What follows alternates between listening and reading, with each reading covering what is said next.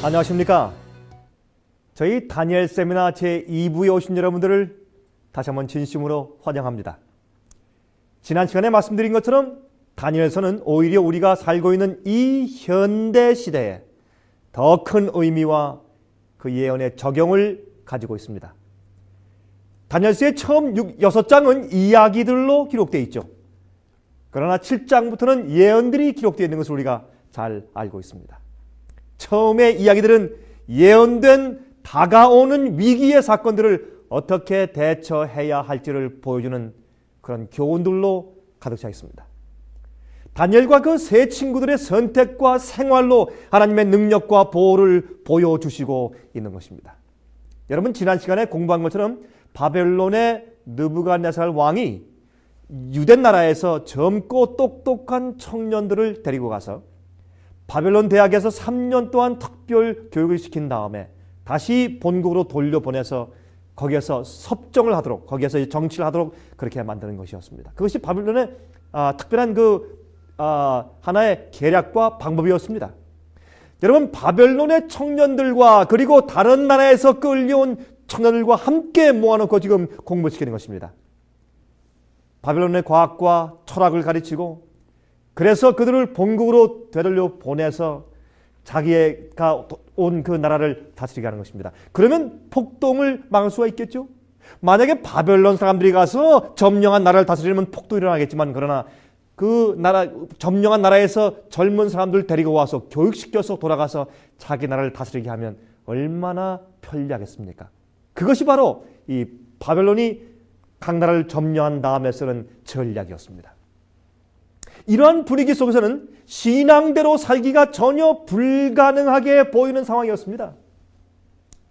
여러분이 다니엘 예언서는 그 서두에 그러한 속에서도 하나님을 신뢰하며 승리하는 다니엘에 대하여서 기록하고 있는 것입니다.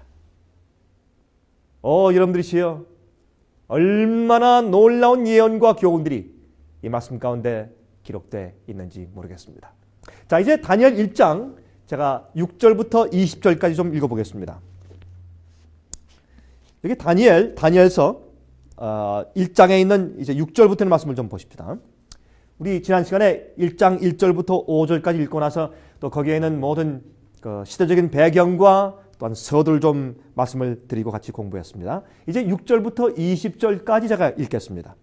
그들 중에 유다 자손 곧 다니엘과 하나냐와 미사엘과 아사랴가 있었더니 환관장이 그들의 이름을 고쳐 다니엘은 벨드사살이라 하고 하나냐는 사드락이라 하고 미사엘은 메삭이라 하고 아사랴는 아벳느고라 하였더라.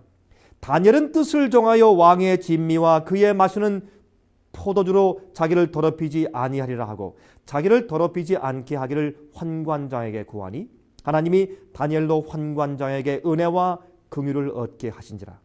환관장이 다니엘에게 이르되 내가 내 주 왕을 두려워하노라.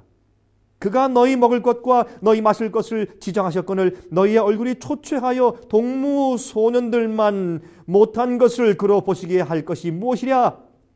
그렇게 되면 너희 까닭에 내 머리가 왕 앞에서 위태하게 되리라 하니라. 환관장이 세워 다니엘과 하나냐와 미사엘과 아사랴를 감독하게 한 자에게 다니엘이 말하되 청하오니 당신의 종들을 열흘 동안 시험하여 채식을 주어 먹게 하고 물을 주어 마시게 한 후에 당신 앞에서 우리의 얼굴과 왕의 진미를 먹는 소년들의 얼굴을 비교하여 보아서 보이는 대로 종들에게 처분하소서 하며 그가 그들의 말을 쫓아 열흘을 시험하더니 열흘 후에 그들의 얼굴이 더욱 아름답고 살이 더욱 윤택하여 왕의 진미를 먹는 모든 소년보다 나아 보인지라. 이러므로 감독하는 자가 그들에게 분정된 진미와 마실 포도주를 제하고 채식을 주니라. 하나님이 이 네 소년에게 지식을 얻게 하시며 모든 학문과 재주에 명철하게 하신 외에 다니엘은 또 모든 이상과 몽조를 깨달아 알더라.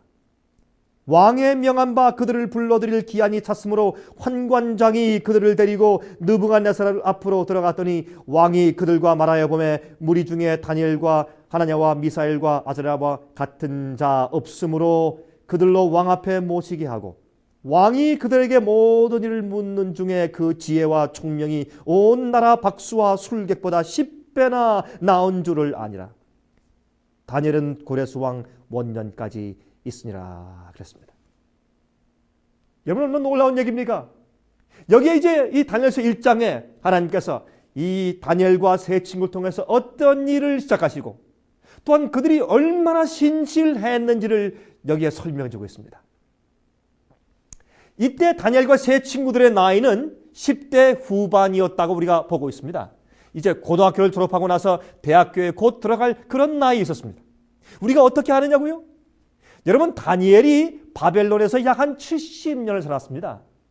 페르시아 왕 처음에 고레스와 나중에 다리오 때까지 그가 국무총리로 섬겼던 사실을 우리가 이 다니엘서에서 볼 수 있게 되지 않습니까? 또한 그리고 4절에 그들을 소년들이라고 불렀습니다. 그래서 이런 표현들을 보아서 분명히 다니엘과 세 친구는 그들이 나이 많아서 잡혀간 것이 아니라 그들이 10대 마지막에, 다시 말해서 10대 후반기에 이제 곧 대학에 들어가려고 하는 그런 나이대에 잡혀갔다고 하는 사실을 우리가 알게 되는 것입니다. 그 젊은 나이에 하나님과 진리에 충성한 모습을 우리가 보게 됩니다. 여러분, 무슨 결과였을까요? 바로 그것은 훌륭한 가정교육이었습니다. 그 부모님들이 어릴 때부터 진실되게 가르쳤습니다. 또한 그들이 하나님께 진실되게 순종하며 사는 모습을 그 자녀들에게 보여주었을 것입니다. 그래서 훌륭한 가정교육을 받은 이 네 청년은, 이 다니엘과 세 친구는 정말 진실되게 그들이 받은 교육대로 포로로 잡혀가서 희망이 없어 보이는 그러한 바벨론 도성 안에서도, 그 대학 가운데서도 주님을 믿는 그들이 신앙대로 살아온 것을 지키면서 충성스럽게 살았다는 사실입니다. 여러분, 또한 그들을 잡아간 느부갓네살 왕도 젊은 왕이었습니다. 그는 유대에서 온 청년들을 세뇌 교육시키기 시작했습니다. 그들의 신앙을 없애고 바벨론의 이교 신앙과 철학으로 그들의 마음을 채우기 위해서 지금 모략을 꾸미는 것입니다. 그렇게 하기 위해서 제일 첫 번째 단계로 그들의 이름을 바꾸어 주었다고 성경은 말합니다. 우리 금방 읽었죠? 성경에서 이름은 성품을 나타내죠. 우리 예를 좀 들어보십시다. 옛날에 구약시대 야곱을 아시죠? 야곱의 원래 이름은 히브리 말로 속이는 자, 그런 뜻입니다. 바로 장자권을 얻기 위해서 속이는 자였습니다. 그것이 야곱의 성격이었습니다. 그런데 나중에 야복 강가에서 그가 승리한 다음에 하나님께서 그의 이름을 이스라엘이라고 바꿔주셨죠. 여러분, 이스라엘의 뜻은 승리자라는 뜻입니다. 이겼다는 뜻입니다. 하나님과 씨름해서 이겼다는 뜻입니다. 그것이 이스라엘의 뜻이지요. 야복 강가에서 성품의 변화를 경험한 다음에 그러한 이름을 받았습니다. 또한 아브라함은 원래 그의 이름이 아브라함이었습니다. 아브라함의 뜻은 높이 들린 자, 그런 뜻인데 아브라함의 뜻은 열국의 아비라는 뜻입니다. 여러분, 성품이 변했을 때 이름을 바꾸는 것이 성경의 사상입니다. 여러분, 사도 바울도 원래 이름은 무엇이었습니까? 사울이었었죠. 그렇습니다. 그래서 성경에서 이름을 바꾸는 것은 그의 성품과 태도가 바뀌었을 때 그의 이름을 바꿔주는 것입니다. 그래서 지금 이 느부갓네살 왕은 다니엘과 그 세 친구들을 이제 바벨론의 철학과 신을 섬기게 하는 사람으로 바꿔주기 위해서 먼저 그들의 이름을 바꾸어 주고 있는 사실을 우리가 성경 다니엘 1장에서 지금 보게 된다, 그 말입니다. 여러분, 히브리의 이름으로 다니엘의 뜻은 하나님은 나의 심판자라는 그런 뜻입니다. 하나님은 나의 심판자, 그런 뜻입니다. 다니엘의 그 이름의 뜻이 원래 그의 친구들이 그를 여전히 다니엘이라고 불렀을 것입니다. 그때 그는 계속 마음 가운데 자기 이름을 들을 때마다 상기합니다. 하나님께서 나를 지켜보고 계신다. 나의 심판자라는 사실을 이름을 들을 때마다 그는 상기하는 것입니다. 여러분, 히브리 사상에서 심판자는 재판관뿐만 아니라 변호자를 상징합니다. 나를 변호하시는 분, 내 곁에 항상 계시는 분, 나를 판단해 주시는 분, 올바르게 판단하여 주는 분이 바로 이 재판관인 것입니다. 그래서 다니엘은 자기 이름을 들을 때마다 하나님을 기억했을 것입니다. 그러나 바벨론의 이름으로 바꾸어지게 되었습니다. 여러분, 이 다니엘 이름을 바벨론 이름으로 벨드사살이라고 붙였습니다. 벨드사살. 그 이름의 뜻은 벨신의 이 바벨론의 이 이방신인 벨신의 보물을 맡은 자 그런 뜻입니다. 얼마나 이상한 이름입니까? 또한 세 친구들의 이름을 좀 보십시다. 여러분 다 세 친구의 이름이 무엇입니까? 하나냐와 미사엘과 아사라죠. 그렇죠? 하나냐와 미사엘과 아사라. 여러분 이 세 이름을 외우기 좋은 방법이 있습니다. 이렇게 외우십시오. 다니엘, 하나냐, 아니다, 아사라 그런 말이죠. 아니다, 미사엘도 있다. 그렇게 하면 여러분께서 기억하시기에 좋으실 것입니다. 여러분이 하나냐의 이름의 뜻은 원래 주께서 내게 은혜로우시다라는 그런 뜻입니다. 심지어는 포로 생활과 슬픔 속에서도 은혜로우신 하나님을 그가 기억할 수 있는 그런 이름이었습니다. 그러나 그의 이름을 바벨론 이름으로 바꿨죠. 그렇죠? 사드락이라고 바꿨습니다. 그 사드락의 뜻은 태양의 영감 그런 뜻이에요. 이교의 태양신의 영감 그런 뜻이에요. 또한 두 번째 미사엘의 이름이요. 미사엘은 하나님을 닮은 자 그런 뜻입니다. 얼마나 아름다운 이름입니까? 그런데 그의 이름을 바벨론 이름으로 메삭이라고 바꿨습니다. 메삭은 세바 여신에게 속한 자 그런 뜻입니다. 또한 세 번째 친구인 아사레의 이름은 원래 그 히브리 말로 뜻이 주께서 나의 도움이시라 그런 뜻입니다. 그런데 그의 이름을 바벨론 이름으로 아벤느고라고 바꿨습니다. 그것은 그 뜻이 느보의 이 이방신 바벨론의 느보의 종이라 그런 뜻이었습니다. 이렇게 지금 느부갓네살 왕은 그들의 이름을 바벨론 이름으로 바꾸는 일을 먼저 시도하게 된 것입니다. 바벨론 왕은 이 히브리 젊은이들의 이름까지 바꾸면서 그들의 참 하나님 여호와에 대하여 잊어버리게 만들려고 애썼습니다. 여러분들 머릿속에 한번 상상해 보십시오. 여러분들이 2500년 전에 살고 있다고 가정해 보십시다. 집을 떠나서 포로 잡혀간 것입니다. 집에서 약 한 1000마일 정도 떨어진 원수의 땅으로 포로되어 가는 것입니다. 부모님들이 이미 살해당했고 피가 낭자한 조국의 거리들을 이미 목격하였습니다. 그런데 이제는 어마어마한 바벨론의 궁중의 한 연회장에 지금 끌려와 있는 것입니다. 여러분들의 감각이 혼돈되어 있습니다. 느부갓네살 왕이 높이 들린 보좌 위에 앉아 있습니다. 건장한 군인들이 그 곁에 지키고 있습니다. 그런데 여러분들 앞에 맛있는 산의 진미의 음식들이 상위에 가득합니다. 거기에는 취하게 만드는 포도주들이 있습니다. 또한 먹지 못할 부정한 음식들이 그 위에 가득 차게 지금 차려 있습니다. 보기에 아주 먹음직스럽습니다. 감각적인 분위기입니다. 입에서 군침이 돕니다. 그런데 이 모든 음식들은 말이죠, 먼저 우상에게 가서 바쳐진 후에 먼저 우상에게 드린 다음에 가지고 왔습니다. 그래서 그것을 먹으면 그 우상을 섬기고 그 우상을 경배한다는 표시가 되게 만들었습니다. 여러분이시여, 이러한 분위기에서 지금 다니엘과 세 친구가 놓여 있는 것입니다. 그들이 과연 어떻게 해야 될까요? 여러분이시여, 이것은 참으로 얼마나 중요한 그런 대목입니까? 이럴 때에 그들이 어떻게 했는가에 따라서 주님께 대한 그들의 신실성이 만조백관들과 많은 사람들 앞에서 드러나게 되는 것입니다. 이러한 분위기에 여러분들이 있었다면, 여러분 같으면 어떻게 했을까요? 성경은 말하기를 다니엘과 세 친구들이 뜻을 정하여 단호하게 그 음식을 먹지 않기로 결심했다고 말합니다. 거절했다고 말합니다. 이것은 어려운 일이었습니다. 그들은 포로로 잡혀와서 지금 대학에서 지금 왕의 명을 따라서 지금 공부하고 있는 것입니다. 그런데 그 앞에 차려놓은 왕의 호의 음식을 거절하는 것입니다. 이것은 결단코 쉬운 일이 아니었습니다. 그렇게 한 두 가지 이유가 있습니다. 첫 번째, 그 바벨론의 우상들을 섬기는 일에 동참하지 않겠다는 표시였습니다. 우리는 절대로 이런 이방신에게 절할 수 없고 그에게 경배하거나 존경의 표시를 할 수 없습니다. 왜? 신이 아니기 때문에 우리는 참 하나님 여호와를 섬기고 있는 사람들입니다. 그런 뜻이었습니다. 두 번째, 왕의 진미와 포도주로 자기들을 더럽히지 않겠다고 결심했다고 그랬습니다. 그런 부정한 음식들과 부절제한 음식들과 포도주로 자기들의 뇌세포들에게 영향을 주어서 자기의 생각과 판단력을 흐리게 하지 않기로 마음을 굳게 정하였다. 그런 뜻입니다. 여러분들은 주님을 위한 신앙을 지키기 위해서, 올바로 주 앞에 헌신하기 위해서 여러분 몸을 깨끗하게 보존하십니까? 왜 성경은 독주를 마시지 말라고 말합니까? 왜 성경은 독초를 취하지 말라고 말합니까?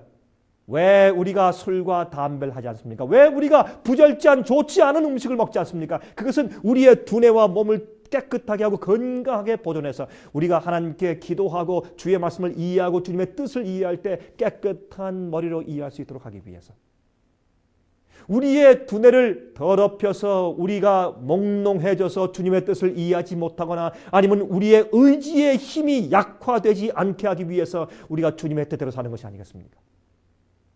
그래서 주님께서는 원래 인류에게 주신 채식을 주신 것입니다. 그래서 이 다니엘과 세 친구들 그들은 하나님께서 원래 인류에게 주신 채식을 하기로 결정하게 된 것입니다. 물론 그것이 또한 가정교육이었을 것이죠. 가정에서부터 어릴 때부터 그렇게 정결한 음식을 먹도록 그들은 교육을 받았을 것입니다.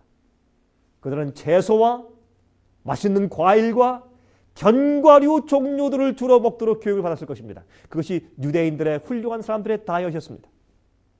여러분들이 아십니까? 여러분과 저도, 우리도 환난이 오기 전에 먼저 마음을 굳게 정하는 습관을 키워야 합니다. 하나님의 진리대로 살기로 어떠한 일이 닥칠지라도 주님의 뜻대로 살기로 작정하는 그런 믿음을 지금 우리가 이 평화스러운 때에 키워야 할 것입니다. 여러분, 이러한 결심을 우리 몸 가운데서 어디서 합니까? 우리 가슴에서 합니까? 손에서 합니까? 어디에서 합니까? 그렇죠. 우리 마음속에서 하죠. 우리 마음속에는 양심이지, 양심. 여러분, 동물들에게는 양심이 없습니다. 해피라고 하는 개가 있다고 가정해 보십시다. 이 해피는 옆집에 집마당에 있는 뼈가 있으면 그냥 달려가서 주워 먹습니다. 이 해피는 말이죠, 그것이 남의 것이라고 하는 생각이 없습니다. 그런 양심이 없습니다. 개에게는. 하나님의 계명에 도적질하지 말라고 했으니 이거 먹지 말아야지 하는 그런 생각의 기능이 마음 가운데 없습니다. 만일 옆집에 뼈가 있는데도 해피가 가지 않는다면 그것은 양심의 소리 때문에 가지 않는 것이 아니라 그 옆집에 살고 있는 큰 개에게 물릴까 봐 무서워서 안 가는 것입니다. 결과가 두려워서 안 가는 것입니다. 다시 말해서 양심의 소리가 아닌 것입니다. 여러분들이요, 그러므로 이 동물들에게는 그러한 양심의 소리와 그러한 기능을 넣어주지 않았지만 우리 인간의 마음 가운데는 특수한 기능이 있는 것을 우리가 알고 있습니다. 여러분, 인간에게는 양심이 있습니다. 도덕적으로 옳고 그름을 판단할 수 있는 양심이 있는 것입니다. 그저 강물이 흘러 떠내려가기는 쉽습니다. 여러분, 강물에 그저 그 위에 몸을 싣고서 그저 편하게 떠내려가는 것은 쉽습니다. 그러나 물살을 거슬려 올라가는 것은 어렵습니다.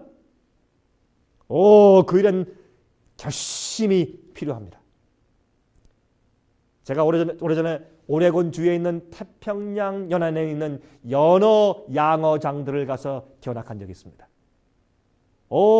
바다로 방류되었던 연어들이 약 2년 후가 되면 산란기가 되어서 고향으로 돌아옵니다. 그거 참 이상하죠? 그 기적입니다. 어떻게 그들이 그들이 알고 그 집을 그 먼 데 갔다가 돌아서 찾아오는지 모르겠어요. 그것은 지금도 과학자들이 계속 연구하는 하나의 신비 가운데 하나입니다. 이 연어떼들이 집으로 돌아올 때 새까맣게 돌아옵니다. 나중에 그 어장으로 올라가는 길이 좁지만 거기에 새까맣게 그냥 몰려서 올라갑니다. 피부가 까지고 피가 나고 상처가 나도 고향으로 본집으로 그들이 돌아가는 것입니다. 그러는 흐르는 물을 거슬려서 이 흐르는 그 거센 물을 거슬려서 올라갑니다. 어떤 때는 폭포수도 거슬러 올라갑니다.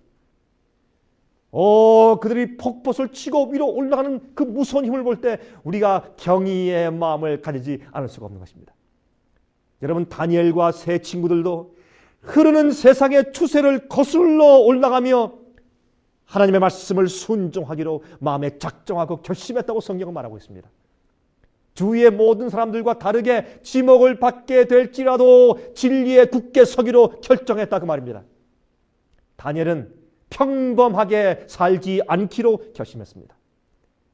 그는 주위 사람들과 달랐습니다. 여러분들은 어떻게 생각하십니까? 여러분들의 생애는 어떻습니까? 여러분들은 주님의 뜻과 진리인 것을 알지만은 주위 사람들의 눈총 때문에 혹시 타협하고 아니면 뒤로 물러가는 경험들이 혹시 없습니까?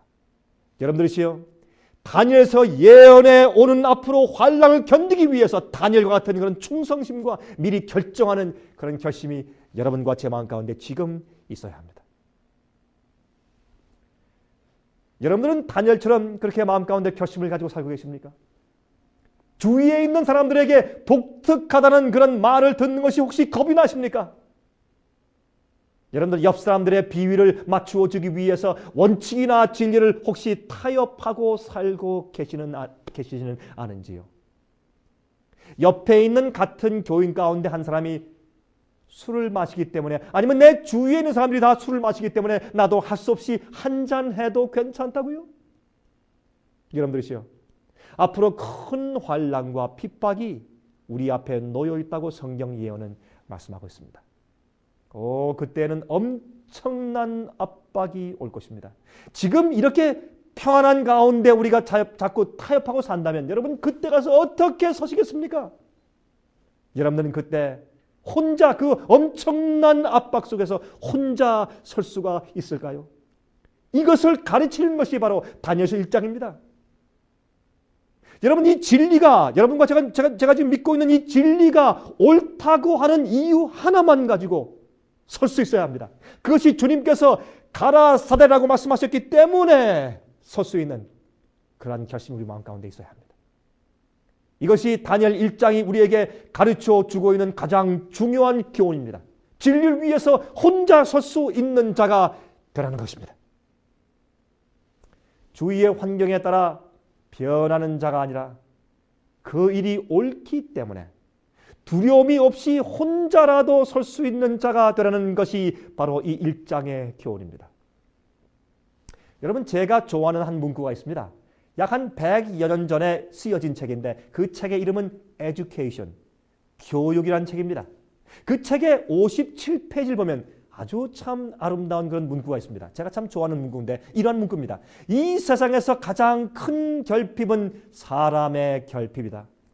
돈으로 사고 팔리지 않는 사람, 마음속 깊은 곳이 참되고 정직한 사람, 죄를 죄라고 부르기를 두려워하지 않는 그러한 사람, 나침판의 바늘이 항상 북쪽을 가르치듯이 그의 양심이 진실된 사람, 하늘이 무너질지라도 옳은 일을 위하여 설 수 있는 사람,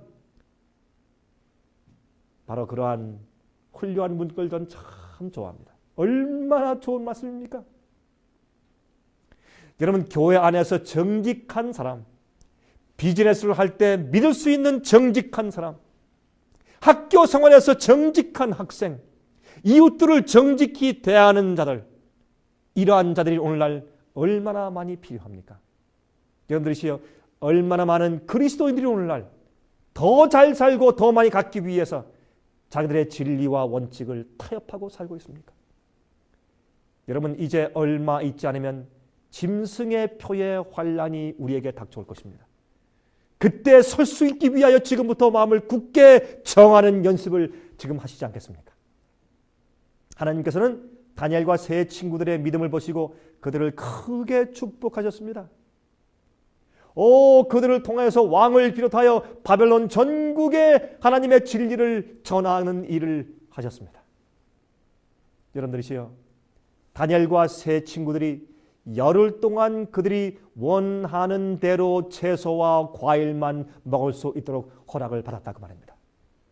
여러분 이제 다니엘과 세 친구가 아마 기도했을 것입니다. 하나님, 이 시험을 이기게 도와주십시오 하고 이제 책임자에게 찾아가서 우리에겐 제발 채소만 달라고 그렇게 부탁했습니다. 여기에 있는 부정한 음식을 주지 말고 또 왕의 진미 말고 또 포도주, 술로 우리 마음을 취하게 하지 말고 우리에게 제발 우리가 먹던 음식인 채식을 달라고 얘기했습니다. 그리고 우리가 깨끗한 물을 마시겠습니다. 그렇게 해서 열흘 동안 우리를 좀 시험해 달라고 했어요. 여러분 그런데 어떻습니까? 열흘 후에 보니까 그들의 용모가 훨씬 더 윤택하고 아름답게 되어 있었다고 성경은 말하고 있습니다. 하나님께서 특별히 역사하신 것입니다. 여러분 아십니까? 음식물과 우리의 지성의 관계가 아주 깊은 관계 가운데 있는 것을. 여러분 우리가 먹는 것에 의해서 우리의 마음과 우리 두뇌가 형성되죠. 그렇죠? 먹는 것은 참 중요합니다. 여러분 우리가 마시는 술은 들어가서 그 술이 한 잔만 마셔도 우리 속에 들어가서 우리 뇌세포에 얼마나 많은 부분을 파괴시키기 시작하는지 모릅니다. 그러므로 우리의 먹는 음식과 마시는 것은 우리의 지성과 우리의 양심과 우리의 두뇌세포와 우리의 성품과 우리의 몸의 세포에 얼마나 지대한 영향들을 끼치는지 모릅니다. 이것은 지극히 과학적인 얘기입니다. 여러분 그러므로 다니엘과 세 친구가 그렇게 시험과 유혹이 많은 그런 바벨론 그 도성 중심에 살면서 하나님께 충성하고 진리를 이해하고 또한 올바로 주님의 진리를 높이기 위해서 하나님께서 사람들을 사용하시는데 주님의 그 도구가 되기 위해서 그들은 얼마나 정말 절제하면서 얼마나 신실히 살았는지 모릅니다. 그 중에 제일 중요한 것은 그들이 무엇을 먹고 무엇을 마시는가 하는 것이었습니다. 그들이 먹고 마시는 일에 타협하면 다른 도덕적인 결정도 결국은 다시 또 타협하게 되는 것입니다. 그래서 그들은 기초적으로 먹고 마신 일에 주님의 뜻대로 살기 위해서 그들은 굳게 결심을 한 것을 볼 수가 있습니다. 여러분들의 사실은 생활 가운데서 무엇을 먹고 무엇을 마시고 어떤 생활을 즐기십니까? 여러분은 사는 생활의 기본적인 마음의 상태가 하나님을 기쁘시게 하기 위해 사십니까? 아니면 내 입맛을 위해서, 아니면 내 정욕의 기쁨을 위해 살고 있습니까? 여러분 다니엘 1장 17절의 중요성은 우리 마음 가운데 계속해서 살아있어야 합니다. 여러분 다니엘 1장 17절 다시 한번 읽어보십시다. 거기 어떤 말씀이 있습니까? 여러분 여기에 있는 이 말씀은 말이죠. 우리 마음 가운데 계속해서 우리 마음 가운데 감동을 주고 있어야 할 것입니다. 여기 보세요. 하나님이 이 내 소년에게 지식을 얻게 하시며 모든 학문과 재주에 명철하게 하신 외에 다니엘은 또 모든 이상과 또 무엇을요? 몽조를 깨달아 알더라. 여러분 몽조가 무엇입니까? 그것은 계시란 말입니다. 계시. 하나님께서 꿈으로 아니면 계시로 주신 그런 주의 계시와 꿈을 깨달아서 알 수 있는 능력을 영성을 얻게 되었다 그 말입니다. 얼마나 중요합니까? 다니엘 1장 17절은 바로 이제 앞으로 오는 다니엘이 받은 그 많은 엄청난 계시를 받고 깨달을 수 있는 그런 지혜를 얻게 하기 위해서 그가 먹고 마시는 일에 충수하기 위해서 결심했다는 것을 다니엘 1장은 보여주고 있습니다. 그래서 지성과 영성이 발전했습니다. 지성뿐만 아니라 영성까지 발전했어요. 다른 학생들과 술객들보다 지혜와 총명이 10배나 더 뛰어났다고 성경은 말하고 있습니다. 놀랍죠? 10배나 더. 여러분 상상해 보십시오. 지식뿐만 아니라 깨달음이 다시 말해서 여러분 지식적인 지성뿐만 아니라 총명은 깨닫는 것이에요. 지혜예요. 여러분 지식과 지혜는 차이가 있습니다. 지식은 학문이지만은 지혜는 마음속에 있는 깨닫는 것입니다. 특히 또한 영적인 깨달음이 그의 마음 가운데 있었다고 말했습니다. 이것은 주님의 큰 축복입니다. 여러분들이시요. 우리가 피곤해서 주의 말씀을 잘 이해하지 못하는 것도 있지만 우리가 잘못 먹고 잘못 마셔서 부절제함으로 주의 말씀을 분별해 잘 이해하지 못하는 경우들이 있다는 사실을 다니엘서 1장은 우리에게 가르쳐주고 있다 그 말입니다. 여러분 다니엘서 1장은 다니엘 예언서의 서론입니다. 하나님께서 사용하신 다니엘이 어떠한 사람이었다는 사실을 배우게 됩니다. 또한 그가 하나님께 신실하고 충성되지 아니했더라면 하나님께서 그를 그렇게 사용하실 수가 없었을 것입니다. 여러분들은 어떠한 생활을 사시고 있습니까? 여러분은 이 세상의 어떠한 이익보다도 하나님의 명령을 더욱더 중요하게 여기고 살고 있습니까? 여러분 이시여 중요합니다. 여러분 이 다니엘 1장에서 우리가 다시 말씀드리지만 무엇을 배우고 있습니까? 하나님의 뜻대로 살고 주님의 진리를 위해서 자기의 몸을 쳐서 복종시키는 자, 어떤 일이 생겨도 어떤 환경 속에서도 변치 않고 주님의 뜻대로 살기로 결심하는 자, 그런 자들을 주님께서 증인으로 사용하실 수 있다 하는 것을 우리가 다니엘 1장에서 배웁니다. 여러분이시여, 다니엘과 그 세 친구들은 하나님께서 그들을 높여서 그 다니엘이 끌려간 그 바벨론 그 속에서 그 안에서 하나님께서 그들을 사용하셨습니다. 여러분이시여, 바벨론 왕인 느부갓네살 왕은 물러나고 그 주위에는 모든 신하들과 만조 백관들과 또한 온 그 제국에 속해 있는 모든 나라들에게 바로 이 다니엘과 세 친구가 거기에 끌려가서 놀라운 증인들이 되었습니다.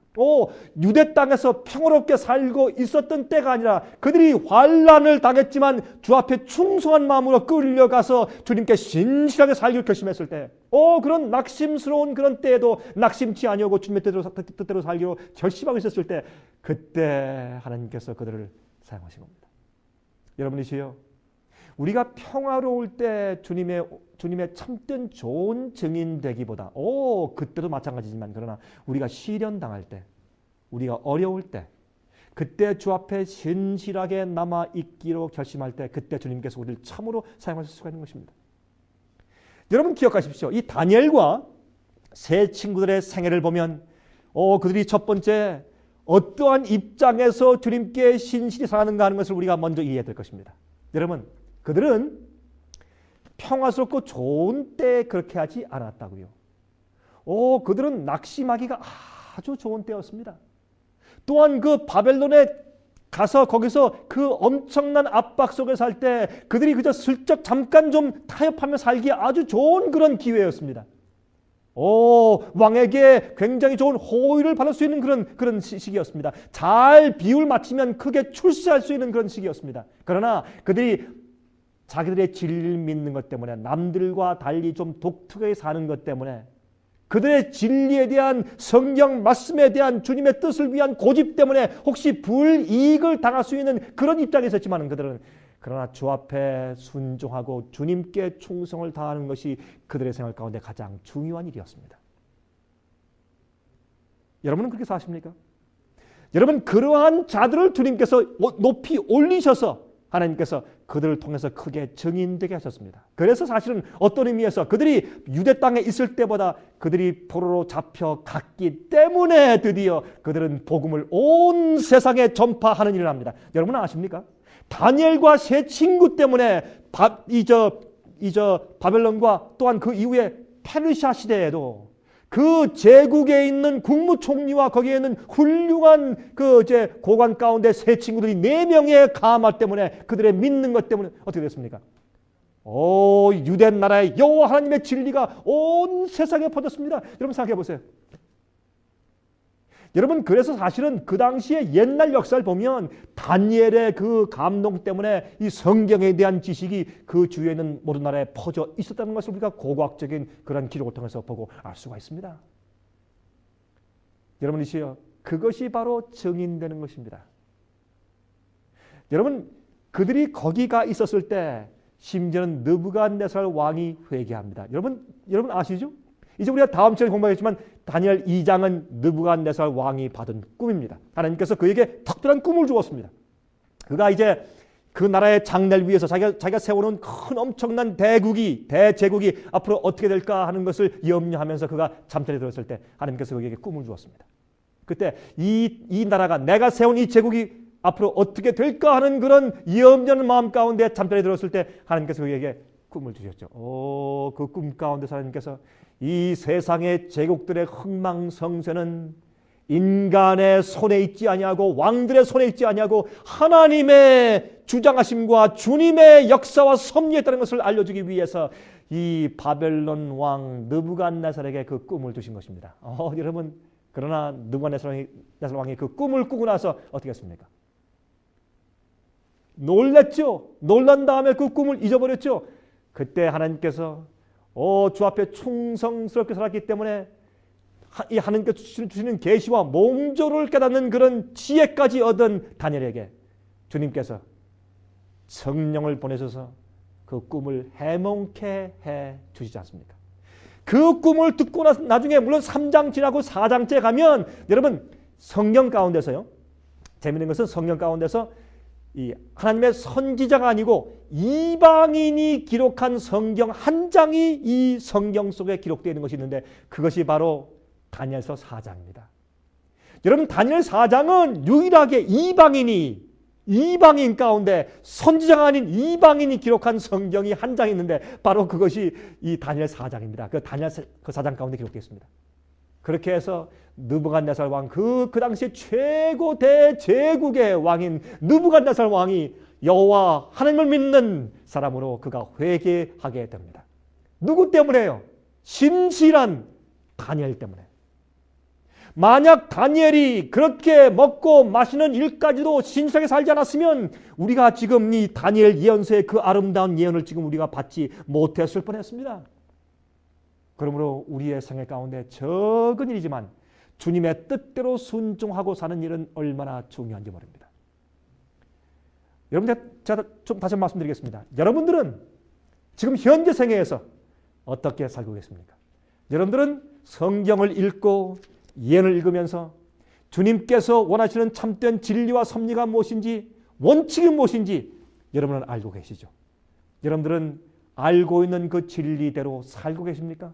아니면 주위의 환경이 어려워서 아니면 주위 사람들이 다 타협하니까 나 혼자 꼭 이렇게 할 필요가 있는가 하는 그런 낙심한 마음으로 마음이 약해져서 아니면 하나씩 둘씩 주의 계명과 원칙을 타협하는 생활을 살고 계시지 않습니까? 그럴 때 기억하십시오. 여러분 성경에 기록된 다니엘 2장부터 앞으로 계속되어 온 그런 교훈들과 그 이후에 7장, 8장, 10장, 11장에 나오는 특별히 12장에 나오는 놀라운 그 마지막 그 예언들 특별히 여러분 다니엘서 12장 1절에 보면 마지막 시대에 환란이 많은데 개국 이래로 다시 말해서 역사 이래로 인간이 생긴 이래로 개국 이래로 없던 환란이 이 땅에 이래로 온다고 설명했습니다. 여러분 그럴 때 다니엘의 백성들 영적인 이스라엘 백성들 우리가 유대인들은 아니지만 다니엘과 같은 성품을 가진 사람들 어떤 성품이요? 누가 뭐라고 해도 옆에 사람들이 어떻게 할지라도 나 혼자 설지라도 남들에게 독특하다고 고집이사다고 인정받을지라도 내가 알고 있는 성경 진리와 주님의 뜻과 계명과 원칙 위에 굳게 서겠다고 작정하고 사는 것입니다. 그때 그런 일이 닥치면 그때 해봐야지. 그것이 아닙니다. 여러분이시여 그때 시련과 환난과 유혹이 오면 그때 결심해야지. 그때 너무 늦습니다. 여러분들 기억하십시오. 우리가 승리하는 것은 그때가 아니고 지금이어야 합니다. 오늘 오후에 유혹이 온다면 오늘 오후에 그때 가서 결정하지 그것이 아닙니다. 그때 가서 결정하지 않은 것은 이미 패배하고 들어가는 것입니다. 여러분 우리의 승리는 오늘 먼저 있어야 합니다. 오늘 아침에 내가 오늘 하루 종일 살면서 주님의 뜻대로 살고 주님의 원칙을 어기는 것은 내가 하지 않겠다고 오늘 아침 내가 지금 결심하는 것입니다. 그러므로 이 다니엘과 세 친구는 이제 바벨론에 가서 앞으로 계속 살기 전에 제일 먼저 시작할 때 나는 결단코 주님의 뜻을 어기지 않겠다고 굳게 마음을 정했다고요. 그때 주님께서 그들에게 능력을 주신 것입니다. 그러한 다니엘의 백성들, 그러한 다니엘의 성품을 가지고 있는 사람들, 그렇게 진실되고 충성스럽고 순종하는 정직한 백성들, 그러한 영적인 이스라엘 백성들, 우리가 유대인들은 아니지만 그러한 다니엘의 성품을 가지고 있는 그러한 신실한 백성들이라면 마지막 시대 주님께서 다니엘처럼 크게 쓰실 것입니다.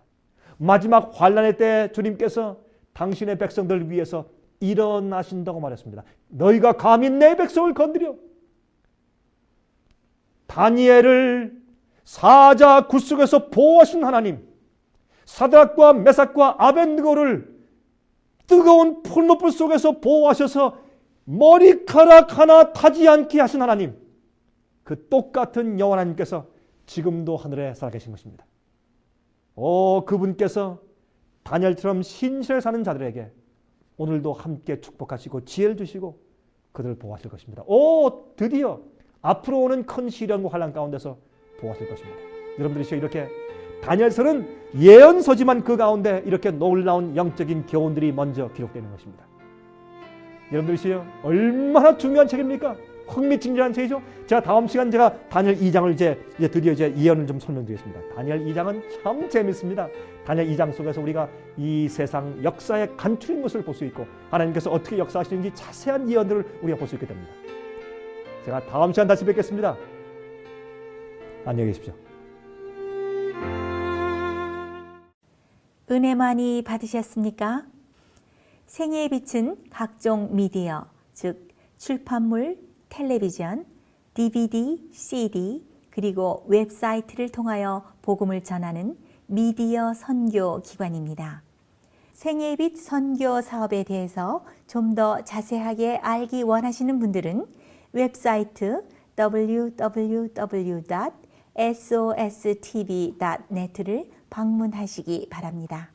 생애의 빛 웹사이트에는 지금까지 나온 모든 월간지와 DVD, 텔레비전 방송물들을 누구나 무료로 보실 수 있도록 준비되어 있습니다.